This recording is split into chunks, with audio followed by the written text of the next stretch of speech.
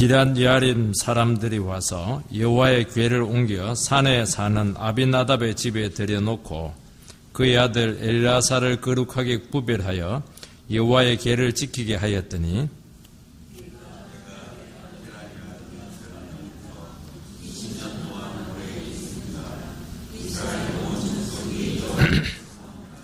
사무엘이 이스라엘 온 족속에게 말하여 이르되 만일 너희가 전심으로 여호와께 돌아오려거든 이방 신들과 아스타롯을 너희 중에서 제거하고 너희 마음을 여호와께로 향하여 그만을 섬기라. 그리하면 너희를 블레셋 사람의 손에서 건져내시리라. 이에 이스라엘 자손이 바알들과 아스타롯을 제거하고 여호와만 섬기니라. 아멘.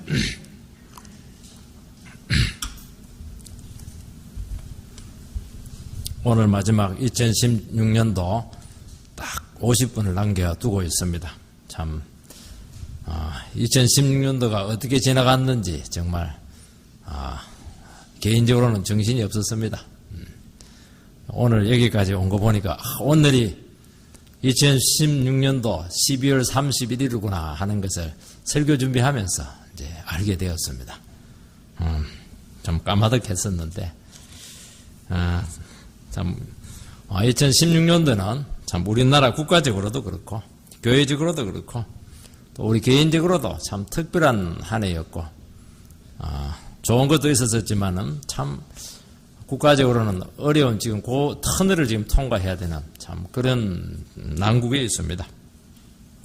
그래서 참 한 해가 참 길었다 하는 생각을 개인적으로 하게 되었습니다. 도리어 이렇게 참 사회적으로 국가적으로 우리 참 미래가 밝고 이러면 참 기분이 좋을 텐데 도리어 이렇게 여러 가지 어려움들이 우리나라적으로 교회적으로 있다 보니까 무조건 기도할 수밖에 없었다 하는 것을 알게 됩니다. 그래서 하나님께서 차분하게 우리 성도들로 하여금 올 한 해는 기도의 한 해가 아니었는가. 기도로 시작해서 기도로 끝을 내도록.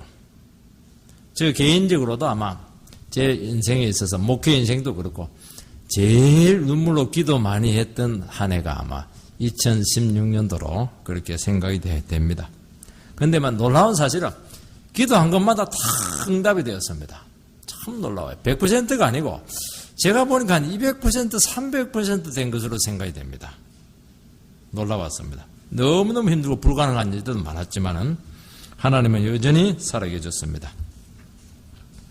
우리 자신들이 신앙적으로 성숙해지게 되었고 가정이나 교회적으로도 참 많이 깨끗해진 그런 기회였습니다. 저는 송구영신 예배를 생각하고 기도하면서 가장 감사해야 될 것이 무엇일까 생각을 해보았습니다. 여러 가지가 있겠지만 제일 감사한 것은 오늘 이 순간까지 왔다는 것 자체가 참 기적이었다 하는 것이고 하나님의 능력 그 자체였다. 그것밖에 사실은 고백할 게 없었습니다. 우리 모든 성도님들께서도 우리가 오늘 이 자리에 왔다는 것 자체가 벌써 우리의 승리였고 하나님의 승리였다 하는 고백이 있게 되기를 바랍니다. 미처 생각하지 못했는데 하나님께서 여기까지 도우셨구나. 이 에베네셀의 이 고백. 우리는 움츠러들 수밖에 없었는데도 불구하고 하나님께서는 그게 아니고 너무너무 지경을 많이 넓히시고 여기까지 하나님께서 나를 인도하셨구나 하는 그런 고백의 시간이 될 줄로 믿습니다. 우리가 인생을 살아가게 될 때 어떤 계기로 자신감을 찾게 된다면은 완전히 인생을 다시 회복하게 될 것입니다. 예를 들어 가지고 어떤 큰 대회에 나갔는데 너무 쟁쟁한 사람이 많아서 그냥 훈련 삼아 가겠다 기대를 하지 않았는데 덜컥 1등을 했습니다. 1등은 못하더라도 1등하고 아슬아슬하게 경쟁하다가 2등, 3등 됐더라도 보니까 해보니까 1등하고 별 실력 차이가 없구나. 그거 확인한 것만 해도 인생에 큰 자신감을 가지게 되지 않겠습니까? 해볼만 하다.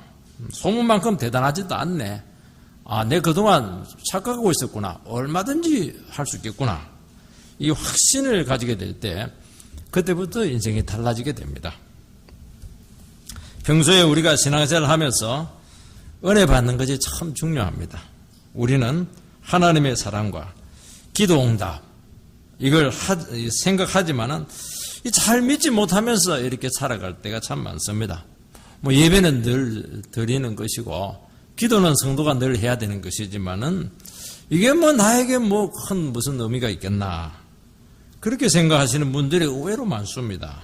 그런데 말씀의 은혜를 한번 탁 받고 또 막 마음속에 자꾸 마음속에 기도하고 싶어지는 마음이 생깁니다. 그러면서 이제 하나님의 살아계심을 이렇게 체험할 수가 있습니다. 놀라운 사실은 그냥 꾸준히 기도했는데 사실은 기도하지 않을 수밖에 없었죠. 그런데 놀랍게 하나님께서는 어려움을 피하게 하시고 응답을 주실 때 정말 상황이 어렵고 불가능한 가운데 있었는데도 불구하고 자꾸 말씀의 자리로 나와서 말씀을 듣게 하고 은혜를 체험하게 하고 그러면서 나도 모르는 사이에 문제가 싹 극복이 되었을 때 자신감이 딱 생깁니다. 별것 없네. 나도 할 수 있겠구나. 하나님 나와 함께하네. 이길 수 있겠구나. 이런 마음의 확신들이 생기는 것입니다. 상황은 뭐 똑같은 것 같아요. 근데 이미 내가 달라져 있습니다. 이 본문은 침체될 대로 침체되어 있던 이스라엘 백성들이 사무엘의 설교를 듣고 막 힘을 내는 모습을 보여주고 있습니다. 몇 년 만에 힘을 냅니까? 20년, 30년 만에 힘을 내고 있는 것입니다. 그동안 그들이 지었던 죄를 회개하고 지금 막 의욕을 내고 있습니다. 바로 이때 블레셋 족속들이 이스라엘 백성들 이것 봐라. 예수 믿는 사람들 힘내면 안 되는데 왜냐하면 예수 믿는 사람들이 기도하고 힘내면은요 무슨 일이 일어날지 모르기 때문에 이 사단은 가만히 두지를 않습니다. 이것들 빨리 그냥 길을 죽여야 되겠다. 그렇게 해서 쳐들어옵니다. 그래서 다시 마귀의 종이 되게 하려고 이렇게 했는데 하나님께서는 기도하는 백성들, 예배 드리는 백성들, 이제는 이래 살면 안 된다. 우리는 자신감을 가지고 하나님을 의지하면서 가야 되겠다. 그렇게 하는 그 백성들에게 하나님께서는 어떻게 했습니까? 예배 현장까지 왔던 그 블레셋, 그 강한 군사들을 그냥 하늘의 미사일로 막 박살을 냈습니다. 그리고 그 정도가 아니고 이스라엘 백성들이 미처 생각하지 못할 정도로 막 그들 막 밀어붙여가지고 그동안 모든 잃어버렸던 땅들, 그 다음에 뭐 사기들 전부 다 회복을 시켜서 얼마나 기뻤던지 사무엘이 돌을 하나 탁 세워놓고 이것은 에베네셀이다. 하나님께서 여기까지 우리를 도우셨다. 우리 자신감을 가지자. 우리 새롭게 시작해보자. 이런 시발점이 되었던 것입니다. 그래서 미스바 회개운동은 에베네셀로 가는 기초가 된다 하는 것입니다. 우리가 함께 모여서 우리 이렇게 살면 안 돼. 하나님께 돌아가야 돼. 제대로 된 예배 한번 드려보자. 그러면 어떻게 축복합니까? 에베네셀의 축복으로 우리를 인도하신다는 것을 말씀하고 있는 것입니다. 첫 번째는 이스라엘 백성들의 그 오래된 영적인 침체입니다. 오랫동안 하나님과 단절되어 살아가던 분들이 하나님께 돌아가야지. 이 마음 드는 것이 이게 보통 일이 아닙니다, 이게 쉽지가 않아요.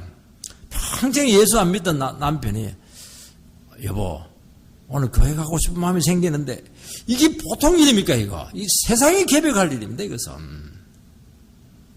어릴 때 신앙생활을 하다가 뭐 사회 가니까 너무 힘든 거죠, 뭐. 그래 중간에 신앙을 그만둔 분들 중에 어느 순간 인생이 고달파지면서 주일학기도 배웠던 거 말씀이 생각나고 찬양이 생각나고 하나님의 생각이 나서 내가 언젠가는 돌아가야지. 이거는요 성령님께서 그 마음속에 크게 역사한 겁니다. 이스라엘 백성들도 하나님께 나가서 공적인 예배를 드리지 못하고 자그마치 20년을 보낸 후에야 하나님께서 그들에게 얼마나 소중한 분인가 하는 것을 그때부터 이제 생각이 됩니다. 그전에는 아무 생각을 못했습니다. 이게 너무 놀라운 것입니다. 1절 2절 말씀을 보면 기럇 야림 사람들이 와서 여호와의 궤를 옮겨 산에 사는 아비나답의 집에 들여놓고 그의 아들 엘라사를 거룩하게 구별하여 여호와의 궤를 지키게 하였더니 궤가 기럇 여름에 들어간 날부터 20년 동안 오래 있은지라 이스라엘 온 족속이 여호와를 사모하니라. 여호와의 궤는 하나님의 보좌를 상징합니다. 하나님의 보좌는 이스라엘 백성 딱 가운데 있어야 됩니다. 그런데 무려 20년 동안 여호와의 궤는 이스라엘 저 구석에 처박혀서 그냥 무용지물과 같은 그런 존재가 되었습니다. 이스라엘 백성들은 20년 동안 궤를 생각을 하지를 못했습니다. 그리고 모셔올 생각을 하지를 못했습니다. 이것은 결국에는 이스라엘 백성들이 더 이상 하나님 중심으로 하나님 말씀을 중심으로 안 살아도 된다. 하나님을 다 잊어버리고 이제는 하나님만 팽개쳐놓고 얼마든지 내가 살아갈 수 있다. 그것을 보여주는 아주 단적인 증거인 것입니다. 우리는 이스라엘 백성들의 심정을 이해를 할 수가 있습니다. 우리도 처음에는 신앙생활 열심히 합니다. 기도도 하고 막 밀고 나가면 모든 것이 하나님 뜻대로 될 것 같은 그런 생각이 많이 듭니다. 근데 막상 현실에 딱 부딪혀 보니까 그 강력한 블레셋 군대를 한번 맞이해 보니까 이게 통하지를 않는 겁니다. 되는 게 아무것도 없습니다. 취직이 됩니까? 사업이 됩니까? 좀 승진이 됩니까? 이게 너무 현실이 벽이 높다는 것을 알게 됩니다. 그러면서 나에게 신앙에 무슨 의미가 있을까? 나에게 도움이 안 되는 이 믿음이고 그러면서 하나님 없이 이제 순전히 내 힘으로 한번 살아봐야지. 그런 생각이 찾아오게 되어 있습니다. 그래서 어느 순간부터 신앙은 그냥 안 하는 건 아닙니다. 교회는 나갑니다. 그런데 열심을 포기하고 지옥 안 갈 정도로 그렇게 신앙생활을 하고 세상에 가서 열심히 삽니다. 왜냐하면 눈에 보이는 좋은 것들은 세상에 다 있기 때문입니다. 그러면 어떻게 됩니까? 노력은 열심히 합니다. 죽을 똥 살 똥 일하고 노력합니다. 문제는 뭐니까? 결산을 해보니까 남는 게 하나도 없습니다. 내가 뭐 했노? 경상도 사투리식으로 표현하면은 그렇습니다. 그제야 반드시 하나님께서 함께 하시고 축복해 주셔야 열매가 있다 하는 것을 깨닫게 됩니다. 요게 뭐냐니까 이게 너무 놀라운 것입니다. 요거 1년 만에 깨닫는 사람들은요 엄청나게 은혜 많이 받은 겁니다. 대개 한 10년, 어떤 경우에는 이스라엘 백성들은 20년 딱 걸렸습니다. 내가 별짓 다 해봐야 되는 게 하나도 없구나. 헛수고했구나. 돈만 낭비하고 시간만 낭비했네. 하나님께로 돌아가야지. 요게 부흥, 요게.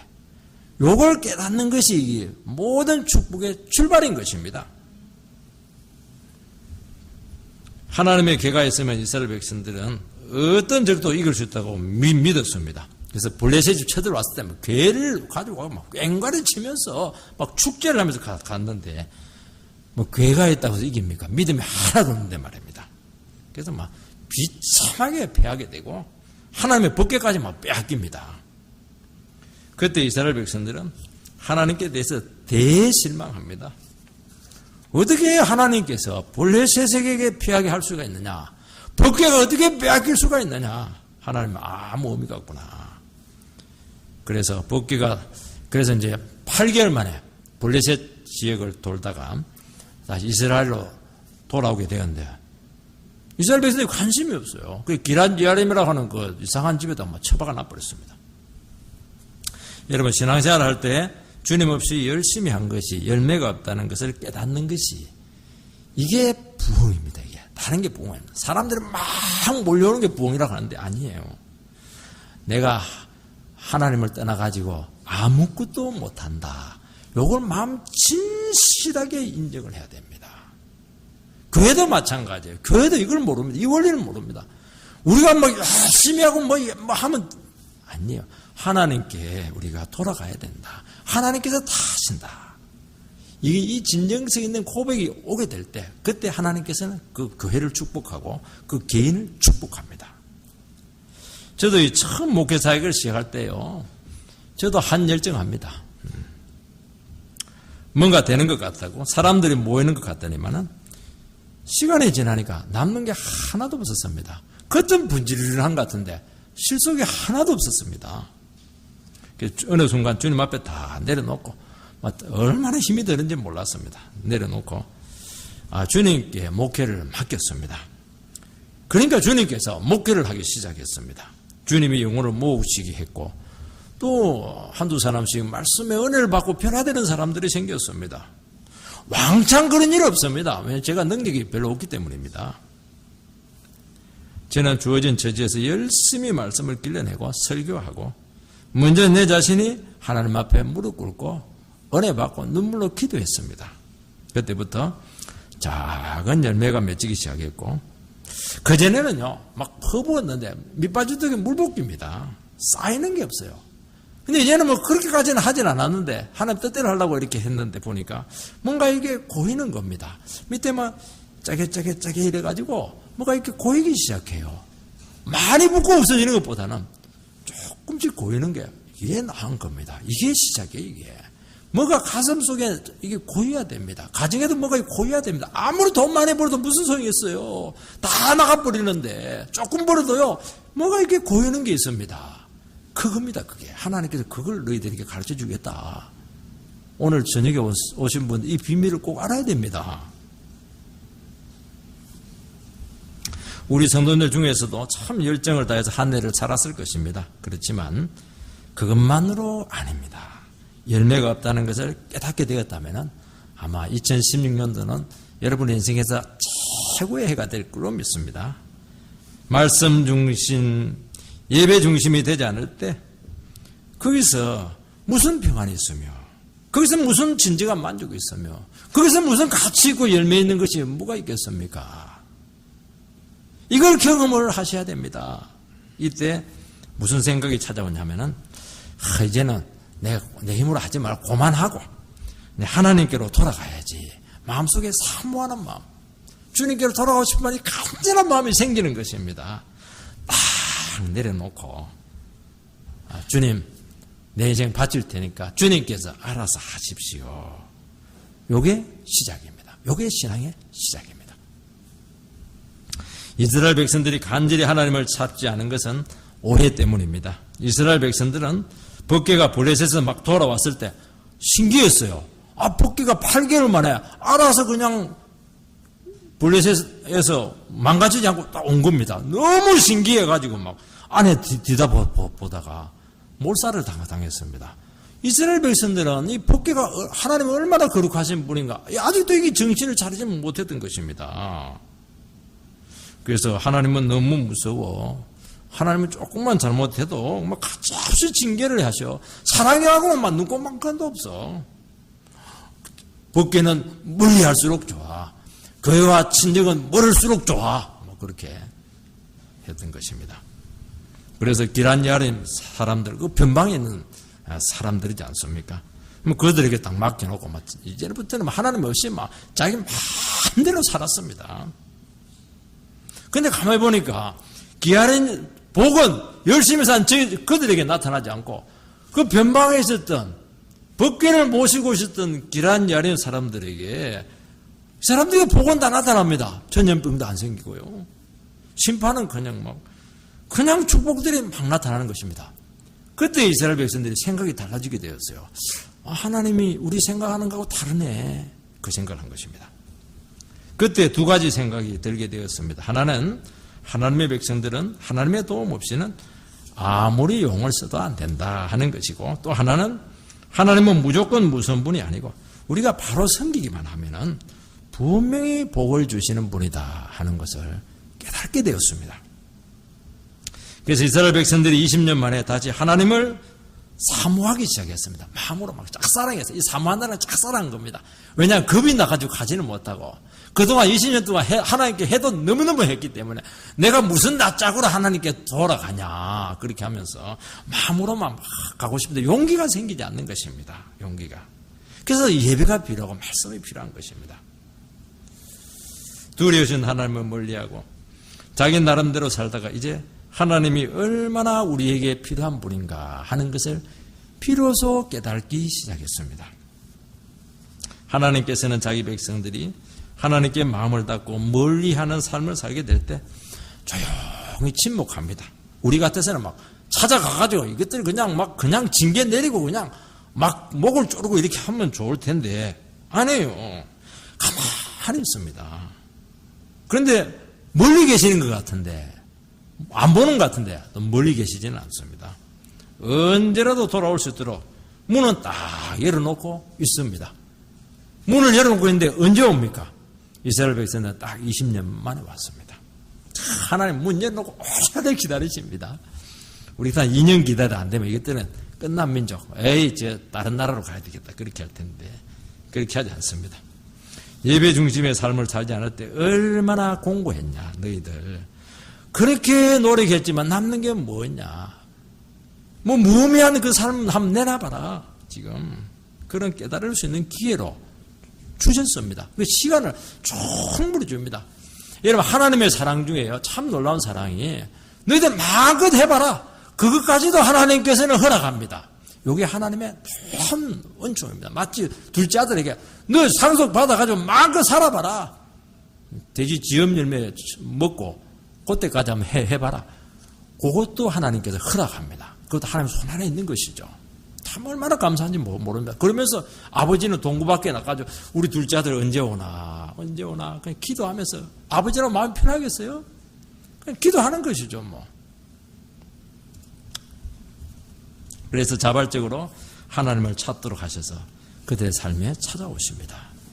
두 번째는 문제의 핵심이 있습니다. 병에 걸린 사람에게 병명을 모르는 것보다 더 답답한 것은 없습니다. 병명을 알아야 치료 방법이 나오는 것입니다. 이스라엘 백성들은 무려 20년 동안이나 무기력한 상태에서 보내고 있습니다. 아무리 애를 써도 힘이 나지 않는 겁니다. 그때 사무엘의 설교가 그들의 문제를 정확하게 진단해 주었습니다. 그래서 말씀이 필요한 것입니다. 여러분 예배로 돌아오지 않으면요 힘이 없고 침체되고 문제는 계속 꼬이고 우리 집이 잘 안 되는데도 불구하고 문제의 원인을 모르는 것입니다. 내가 몸이 좀 부실하나 아니면 내가 좀 돈이 없어서 그렇게 하나 자꾸 눈에 보이는 것을 가지고 생각을 합니다. 반드시 말씀 앞으로 와야 됩니다. 3절 말씀을 읽어보면요 사무엘이 이스라엘 온 족속에게 말하여 이르되 만일 너희가 전심으로 여호와께 돌아오려거든 이방신들과 아스타롯을 너희 중에서 제거하고 너희 마음을 여호와께로 향하여 그만을 섬기라. 그리하면 너희를 블레셋 사람의 손에서 건져내시리라. 사무엘 설교의 요지가 무엇입니까? 이스라엘 백성들이 잘 살아보려고 아무리 애써도 아무 소용없는 이유는 너희들이 신앙생활을 하지 않는 것은 아니다. 그렇지만은 이방신과 아스타롯을 함께 섬겼기 때문이다. 정확하게 진단을 해주는 것입니다. 몸이 부실한 것도 아니고 집에 돈이 없는 것도 아니에요. 하나님하고 세상을 같이 섬기고 있기 때문인 것입니다. 너희들이 정말 무서운 블레셋 사람의 손에서 벗어나고 싶거든 그 우상 다 버리고 정말 한 마음으로 전심으로 하나님만 믿어라. 이게 답이었습니다. 이스라엘 백성들이 가나안 신들을 섬긴 이유는 하나님만 섬기면 가나안 땅에서 완전히 고립이 되기 때문입니다. 옛날에 부족끼리 서로 각자의 신을 인정해 줘야 장사를 합니다. 어려울 때 지원을 받을 수도 있고 돈도 빌릴 수가 있습니다. 다른 신들을 인정해 주지 않으면 가나안 사람들하고 교제 자체가 되지 않기 때문에 고립이 될 수밖에 없습니다. 우리가 이웃과 어느 정도 서로 통하고 지내는 것이 낫지 완전히 문을 걸어 잠그고 상종하지 않으면 얼마나 사는 것이 불편하겠습니까? 그래서 이방 신들을 믿지는 않더라도 그 신들을 그냥 인정해주고 받아주면은 안 되는 것입니까? 이 질문을 하고 있는 것입니다. 하나님께서는 이스라엘 백성들의 능력을 다 갉아먹는 것은 바로 마음속에 야금야금 허용하고 있는 이 우상이라는 겁니다. 세상 우상이라는 것이죠. 세상 탐욕입니다. 하나님께서는 이스라엘 백성들이 주인 나라의 동정이나 도움 없이 오직 하나님의 능력으로만 살아가기를 원했고 말씀의 능력으로만 일어서기를 원했던 것인데 자기들이 가나안 사람들에게 동화가 되어가지고 점점 마음을 하나님에게서 엉뚱한 대로 지금 빼앗겼던 것입니다. 힘이 빠지니까 이쪽으로 힘이 누수가 생기니까 능력이 나타나지 않았던 것입니다. 하나님의 백성들은 주위 사람들의 도움을 받지 않고 순전히 하나님의 능력으로만 일어설 필요가 있습니다. 그래서 우리가 신앙생활을 가질 때는요, 처음에는 막 도와줄 사람들이 많은 것 같아요. 어려움이 딱 생기면 정말 도와줄 사람이 없다는 것을 알게 됩니다. 그때 어떻게 합니까? 하나님 말씀 하나 부여잡고 오직 하나님만 부여잡고 일어서는 그 체험이 있어야 됩니다. 그래야 다른 사람에게 매이지 않고 잘못된 요구를 해도 얼마든지 거절할 수가 있습니다. 왜냐하면 나는 당신 없어도, 당신 도움 없어도 나는 하나님의 능력으로 얼마든지 살아갈 수 있다. 이 자신감이 없어가지고는요, 절대로 믿음으로 바로 살 수가 없습니다. 반드시 우상을 섬길 수밖에 없습니다. 하나님을 믿지 못하고 이 사람 저 사람에게 손을 벌려놓으면요, 진짜 백의 축복은 절대로 받지 못합니다. 참 놀라요. 하나님은 중심을 보시는 분이기 때문에 하나님을 최고로 사랑하고 하나님을 최고로 존귀하게 여기는 자에게 나도 너희를 존귀하게 여기겠다 분명히 말하고 있습니다. 최고로 좋은 축복은요, 진짜 믿음 있는 그 영혼들에게 주시는 것이지, 이것도 좋고 저것도 좋고 그러면 일반 사람들 그냥 하는 그 정도 선에서 끝나는 겁니다. 진짜 중요한 축복을 받지를 못합니다. 우리가 아무리 믿는다고 해도 오직 하나님만 믿는다는 결단을 하기가 참 어렵습니다.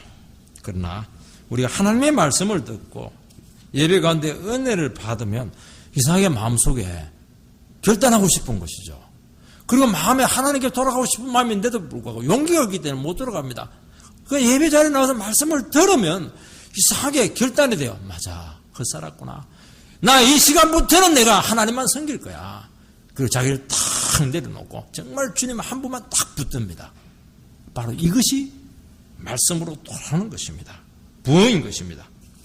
그래서 신앙의 부흥은 그동안 하나님만 의지하지 못하고 세상과 양다리 걸쳤는데 이제는 좋다. 세상에서 완전히 망하더라도 하나님만 붙잡겠다. 그러면 어떻게 됩니까? 세상에서 잘 됩니까? 망하죠. 완전히 한번 망합니다. 그런데 놀라운 사실은요, 그 바닥에서부터 하나님은 시작하세요. 시작해가지고 나와 함께 한번 해보자. 나와 함께 하는 것을 가르쳐 줍니다. 이 사람은요, 모든 삶이 하나님의 축복이 되기 때문에요, 갈수록 축복으로 나간다는 것을 기억을 해야 됩니다. 그렇게 하지 못하면요, 하나님도 섬겼다가 자기 머리도 했다 이래버리면요, 이게 나중에는 손해입니다. 끝이 좋지가 않아요. 사무엘은 이 기회를 놓치지 않고 백성들로 하여금 마음의 진정한 회개가 이루어지도록 합니다. 다시 말해서 우상을 버린 것으로 만족하지 말고 이제는 하나님을 떠나지 못하도록 대대적인 회개운동을 벌이고 있습니다. 5절 6절 말씀을 읽어보면 사무엘이 이르되 온 이스라엘은 미스바로 모이라. 내가 너희를 위하여 여호와께 기도하리라 하며 그들이 미스바에 모여 물을 길어 여호와 앞에 붓고 그날 종일 금식하고 거기에서 이르되 우리가 여호와께 범죄하였나이다 하니라. 사무엘이 미스바에서 이스라엘 자손을 다스리니라. 사무엘은 회개의 열매를 맺기를 그들에게 촉구합니다. 단발성의 회개가 아니고 다시는 우상으로 돌아가지 못하도록 아예 막 대못을 탁 이렇게 치기를 원하고 있습니다.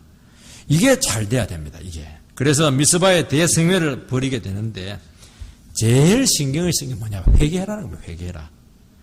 그리고 너희 입으로 너희 죄를 고백해라. 그렇게 말하고 있는 것입니다. 이스라엘 백성들은 자기들이 문제가 있다고는 생각을 못했습니다. 왜냐하면 지금 먹을 게 있거든요. 그래도 집이 있기 때문에 자기들이 그렇게 죄인인지를 깨닫지를 못했던 것입니다. 말씀을 탁 들으니까 20년 동안 했던 것들이 탁 생각이 나는 것입니다. 전부 다 잘못돼서 전부 다 아예 그냥 내 삶 자체가 엉터리다는 것을 알게 되었습니다.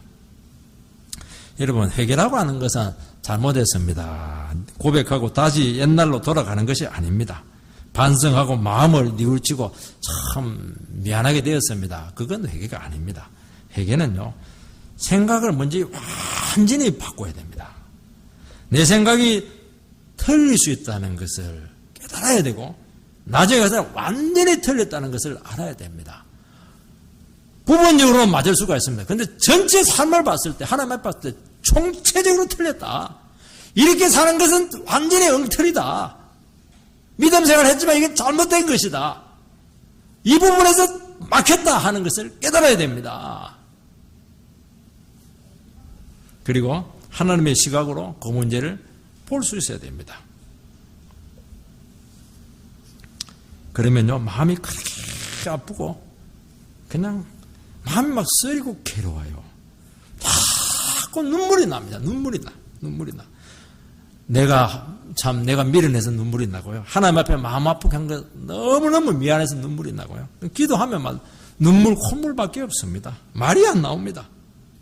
어느 순간 내가 이렇게 살면 안 되지, 일어서야지, 이 결단을 하게 됩니다. 그러면서 삶이 바뀌기 시작합니다. 참 위대한 변화지 않습니까? 우리는 뭐 몇 가지 잘못했습니다 그렇게 하는데 그게 아닙니다. 삶 전체가 개조가 돼야 됩니다. 하나님 앞에서 나는 이런 태도로는 안 살겠습니다. 한두 가지 재고백하는 게 아닙니다. 내 삶 전체를 바꿔버려야 됩니다. 술을 먹던 사람이 완전히 끊어버리고 바꾸어서 술만 안 먹으면 되는 게 아닙니다. 일을 열심히 해야 돼요. 월급을 집에다 갖다 줘야 됩니다. 그리고 예배 생활로 완전히 돌아와야 됩니다. 이게 안 되면은 다시 옛날로 돌아가게 되는데요. 옛날로 돌아가면 더 나빠집니다. 세 번째는 부흥에 따르는 위기가 나타나고 있습니다. 하나님의 백성이 정신을 차리고 주님께 온전히 돌아오면은 좋아할 것 같죠? 좋아하지 않습니다. 누가 좋아하지 않습니다. 마귀가 절대로 가만히 놔두지 않습니다. 그냥 우상 섬기고 막 세상 따라가고 이렇게 하면 마귀가 가만히 놔둡니다. 왜냐하면 저렇게 하다 망하니까요. 내가 이렇게 살면 안 되지. 철저히 회개하고 내가 하나님 말씀으로 돌아가야지. 그러면요, 마귀가 대대적인 반격을 합니다. 그거 즉시 옵니다. 왜냐하면 초반전에 마귀도 머리가 좋거든요. 초반전에 그냥 길을 꺾어놔야 되기 때문입니다. 7절 8절 말씀을 보면 이스라엘 자손이 미스바에 모였다함을 블레셋 사람들이 듣고 그들의 방백들이 이스라엘을 치러 올라온지라. 이스라엘 자손들이 듣고 블레셋 사람을 두려워하여 이스라엘 자손이 사무엘에게 이르되 당신은 우리를 위하여 우리 하나님 여호와께 쉬지 말고 부르짖어서 우리를 블레셋 사람의 손에서 구원하시게 하소서 하니. 부흥의 역사가 일어나게 되면 반드시 사단의 대대적인 공격이 일어납니다. 사단의 세력은 아무나 공격하지 않습니다. 하나님께 돌아가고 회개하고 결단하는 영혼이 막 부흥이 일어나는 그 사람을 집중 공격을 합니다. 그래서 우리가 제대로 신앙생활을 하려고 결심하는 순간 사단은 반드시 빈틈을 찾아내서 그 영혼을 쓰러뜨리게 되어 있습니다. 그래서 우리는 기억해야 될 것이 내가 큰 은혜 받았을 때 그때가 참 위험합니다. 그래서 부흥해가지고 막 눈물, 콧물을 흘리고 막 완전히 영혼이 살아났을 때요. 그때 조심해야 됩니다. 다윗이요, 법궤를 수십 년 만에 가지고 오지 않았습니까? 너무 좋아하고 춤을 췄습니다. 미갈했다가 아니 왕이 돼가지고 뭐 채통 없이 그렇게 춤을 추냐고 딱 걸려가지고 완전히 침체가 되었던 것이죠. 그러면서 거꾸로 졌습니다. 여러분 10년, 20년 신앙생활 안 하다가 다시 신앙생활을 시작하게 될 때 마귀가 집중적으로 공격을 합니다. 그의 그 결심을 흔들어 놓고 자꾸 의심을 불어넣게 되고 특히 가까운 사람을 통해서 건드리게 되어 있습니다. 그래서 이때는 부흥의 때는 내가 늘 이야기합니다. 부흥의 때는 기도의 때다. 기도 외에는 이런 유가 나갈 수가 없다.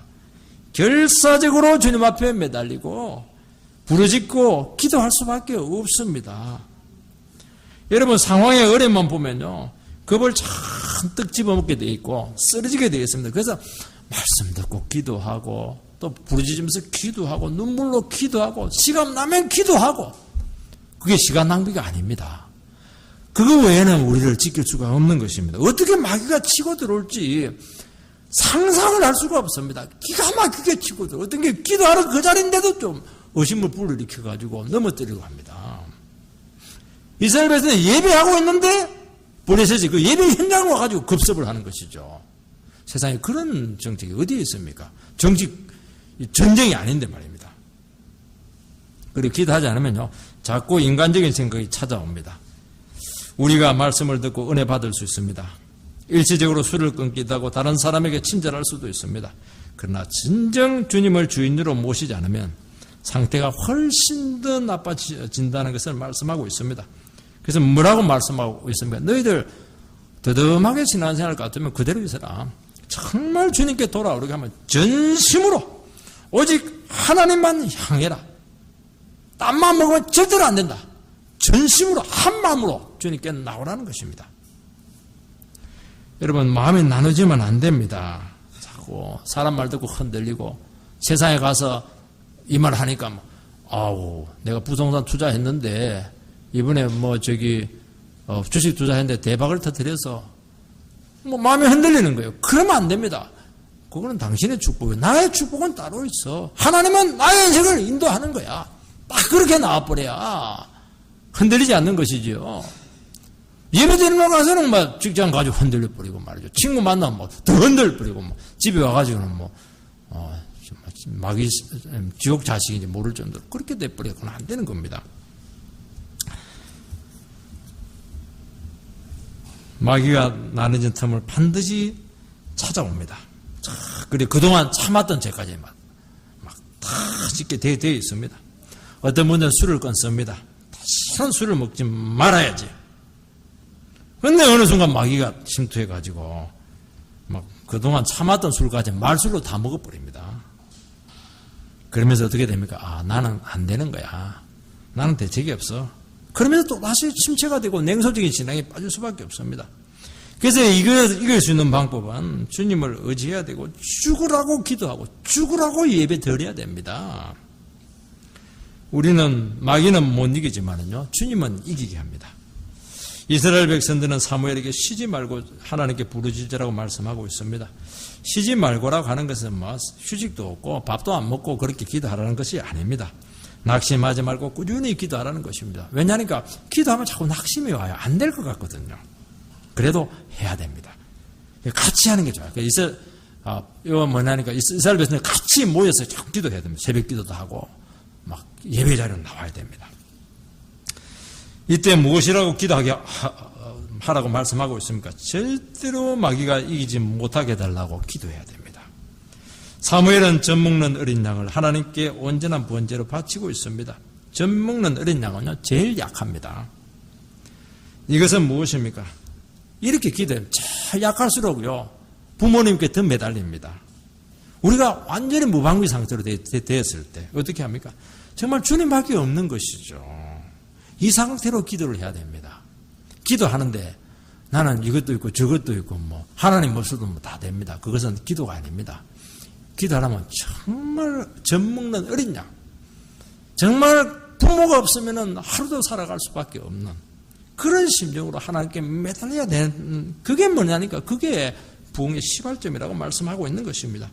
하나님께서 나를 챙겨주지 않으면, 하루도 챙겨주지 않으면 나는 죽을 수밖에 없습니다. 그렇게 나와야 됩니다.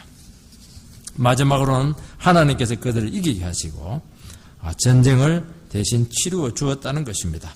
하나님은 자기에게 나온 영혼들을 방치하지 아니했습니다. 반드시 응답합니다. 우리의 마음이 하나님께로 향하면 하나님은 우리에게 다가오십니다. 블레셋 사람들은 사무엘이 어린 양의 번제를 드리는 곳까지 쳐들어왔습니다. 그런데 하나님께서는 어떻게 했습니까? 그 은혜의 현장을 목격하게 합니다. 그러면서 하늘에서 우박과 천둥을 내려가지고, 하늘에서 우박과 천둥은 하나님께서 주시는 미사일입니다. 여러분, 하나님은요, 무기가 참 많습니다. 성경에 보면 한 번도 똑같은 무기를 쓴 적이 없습니다. 우리는 무기가 똑같거든요. 운동선수들 보면 주무기가 똑같아요. 하나님은 무기가 너무 많고, 전략도 너무 많고, 전술도 너무 많고, 똑같은 거 하나도 없습니다. 무궁무진합니다. 이번에는 우레로 싸웠습니다. 우박으로 싸웠습니다. 블레셋은 철기 문화였고, 철병거와 철로 된 칼을 가지고 있었고, 이런 블레셋은요, 그리스 사람입니다. 그리스 사람들은 뭡니까? 도시 국가로 되어 있지 않습니까? 그리고 배를 잘 다루고 있습니다. 무역을 하면 돈이 많아요. 정치 조직이 완비되어 있습니다. 이스라엘 백성들이 절대로 못 이깁니다. 이스라엘 백성들은요, 사울하고 요나단하고 딱 두 사람만 철로 된 칼을 가지고 있었었지, 나머지 사람들은 지금 농기구예요. 꽹이 들고 나가 싸우는 겁니다. 어떻게 그들을 이길 수가 있겠습니까? 못 이기는 것입니다. 그 이스라엘 백성들은 싸움의 원리가 다릅니다. 어떻게 싸워야 됩니까? 무기로 싸우면 백전백패입니다. 막 부르짖고 기도하는 겁니다.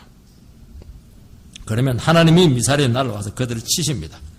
블레셋 군사들은 도망치기 시작했고 이스라엘 백성들은 백갈까지 추격해서 큰 정가를 올렸습니다. 그 돌을 취해서 에베네셀이다 이름을 붙였습니다. 하나님께서 여기까지 도우셨습니다 하는 뜻을 가지고 있습니다. 완전히 망하고 꼼짝없이 죽었는데도 불구하고 하나님께서 어떻게 여기까지 승리를 주었습니까? 너무 놀랍다는 것입니다. 하나님은 어떤 부분이십니까? 이스라엘 백성들이 바른 신앙으로 돌아왔을 때 상상할 수 없는 은혜와 축복을 내려주시는 분이라는 것을 기억해야 됩니다. 우리는 이것을 믿지를 못합니다. 왜냐하니까 일시적으로 우리가 무방비 상태가 되기 때문에 우리가 모든 것을 내려놔야기 때문에 우리는 너무 취약해지기 때문에 이것을 못 믿어요. 그런데 또 하나님 말 붙들기만 하면은 에베네셀의 축복은 항상 나타납니다. 항상 나타난다 이러니까 평생에 한 번 나타난다 생각하는데요. 그러니까 안 되는 것입니다. 우리가 정말 젖먹는 어린 양의 심령으로 주님께 나가면요. 에베네셀 축복은 언제 나타난다고요? 항상 매일매일 나타납니다. 이것을 꼭 믿으시기 바랍니다. 그리고 잃어버렸던 모든 주권과 영토와 위신을 다 회복시켜 주십니다. 참 평화가 찾아옵니다. 순수한 신앙으로 돌아왔을 때 자기 자신을 찾고 자신감을 찾고 이제는 해볼 만한 싸움이다. 이제는 믿음으로 서겠다. 그렇게 되니까 어떻게 돼요? 그때부터 이스라엘 백성들이 그때부터 이제 나라가 만들어지는 것입니다. 블레셋에게 비실비실 해가지고 어떻게 나라를 세우겠습니까? 그게 사울이 나오고 다윗이 나오지 않습니까? 참 위대한 출발인 것입니다. 여러분, 우리는 모든 것을 자기 자신의 힘으로 다 해결하려고 하기 때문에 이 에베네셀의 기적을 체험하지 못합니다. 모든 것을 하나님께 맡기고 하나님께서 인도하시는 대로 따라가기만 하면은 인생 최고의 해가 될 줄로 믿습니다. 그래서 한 번씩 그래요. 올해 너무 복을 많이 받았는데 내년에는 복을 받겠나? 아유, 걱정이 돼요. 하나님이 복 안 줄 것 같아요. 절대로 그런 걱정할 필요 없습니다. 그 다음에는 더 최고의 해가 되게 하신다고 말씀하고 있습니다. 하나님은요, 고갈되는 게 없습니다. 순종하기만 하면은 모든 것이 최고입니다. 그래서 에베네셀은 우리 그리스도인들이 기록 경신인 것입니다. 늘 신기록입니다. 늘 신기록. 이 세상에는 신기록이 참 힘들잖아요. 20년, 30년 만에 나오지 않습니까? 예수 믿는 사람들은 늘 신기록이에요. 늘 신기록. 참 놀라워요. 우리는 한번 축복받으면 그것이 모든 축복의 끝인 줄 압니다. 이스라엘 백성들이 회개하니까 하나님의 축복이 한꺼번에 내려지게 되었습니다.